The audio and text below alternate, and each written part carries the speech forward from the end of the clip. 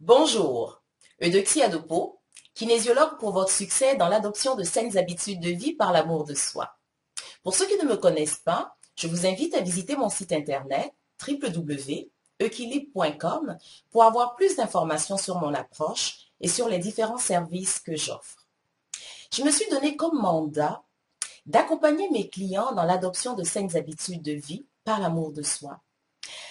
Les saines habitudes de vie que je couvre dans ma pratique sont la pratique régulière d'activité physique, avoir une saine alimentation en se basant sur le guide alimentaire canadien, avoir des outils pour gérer le stress, améliorer son rapport au travail et aussi améliorer les relations interpersonnelles, apprendre également à bien gérer le repos parce que nous sommes actuellement dans une société d'hyper-performance. Alors, le simple fait de se reposer n'est pas nécessairement bien vu, alors qu'on sait très bien qu'une bonne qualité de sommeil est un des éléments importants pour une qualité de vie.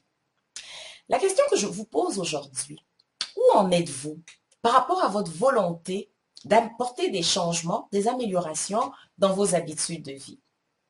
Alors, ce n'est pas toujours facile. La volonté peut être là, mais ce n'est pas toujours évident de passer à l'action et pas toujours évident aussi d'être assez patient pour voir les résultats. Vers la fin des années 70, deux psychologues, Prochaska et Dick Clement, ont développé une approche en matière de changement de comportement. Alors, selon ces deux chercheurs-là, toute personne qui veut apporter des changements dans ses habitudes de vie doit passer par 5 stades. Leurs recherches ont au début concerné l'abandon du tabac. Et progressivement, cette approche a été généralisée aux autres habitudes de vie. Alors donc, Prochaska et Dick Clement ont déterminé 5 stades de changement.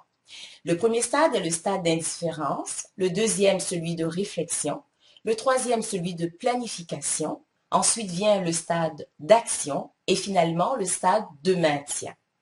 Alors donc, selon ces chercheurs, toute personne qui veut apporter des changements dans ses habitudes de vie se trouve à un de ces stades.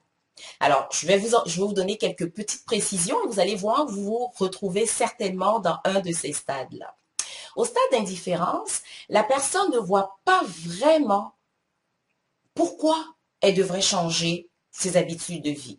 Alors, cette personne n'est pas consciente de l'importance d'apporter des changements dans ses habitudes de vie. Elle ne voit pas nécessairement le lien entre ses habitudes de vie et sa santé.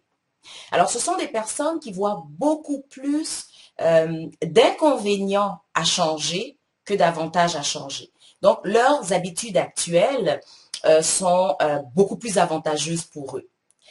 Et ces personnes à ce stade, par exemple, de comment le style de langage qu'ils vont tenir, c'est ce n'est pas pour moi, il faut bien mourir un jour de quelque chose, j'ai une bonne génétique, c'est trop compliqué. Alors donc, si vous êtes à ce stade-là, vous devez normalement vous reconnaître. Le deuxième stade, qui est celui de réflexion, à ce stade-là, les personnes sont très informées. Et ça, c'est la majorité de la population. Alors, ces gens connaissent les avantages de faire régulièrement de l'exercice, de manger les 5 portions de fruits et légumes au quotidien, d'avoir des outils pour gérer leur stress. Ils sont très bien informés.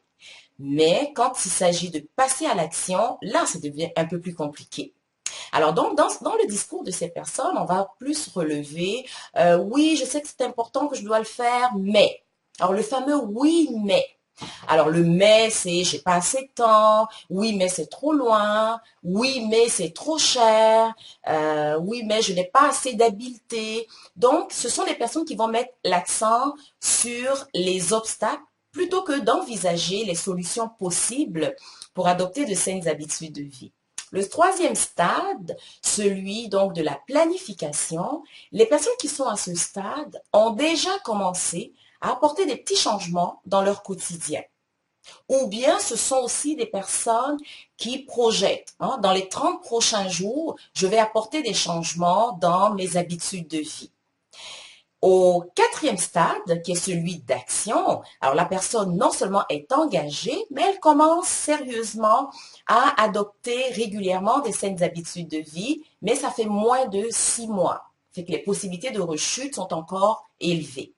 Et le dernier stade, qui est celui de maintien, alors ça fait plus de 6 mois que la personne a adopté donc de saines habitudes de vie, elle est fidèlement impliquée et elle est très engagée dans ces habitudes de vie-là. Alors donc, c'est à vous de voir où est-ce que vous vous situez actuellement.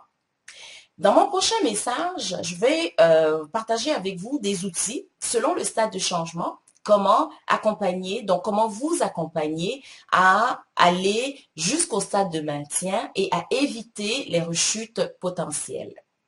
Alors, comme j'ai l'habitude de le répéter, le véritable échec, c'est de laisser tomber. Alors, chaque fois que vous vous mettez à l'action pour améliorer vos habitudes de vie, dites-vous que vous êtes en chemin vers le succès.